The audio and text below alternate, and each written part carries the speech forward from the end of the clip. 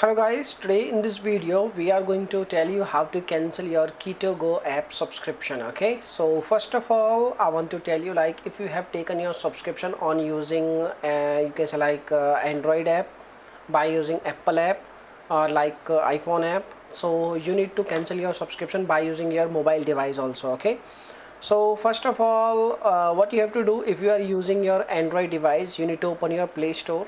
You need to select, you need to tap on your profile icon, you need to select subscriptions, and then you need to select your app key subscription, and then you need to select your Keto app. Then you need to follow the on screen instructions and you can cancel your subscription. So if you are using KetoGo app in your iPhone device, in this case you need to open your iPhone settings. You need to tap on your profile icon, you can Apple ID we can say, you need to select subscription, then you need to select your app KetoGo app, and then you can follow the on screen instruction and you can cancel your subscription. So basically when we checking reviews, some of the users are not able to cancel their subscriptions. So you can also do one thing, you can contact with their customer support by using their, you can say Keto app Trustpilot profile.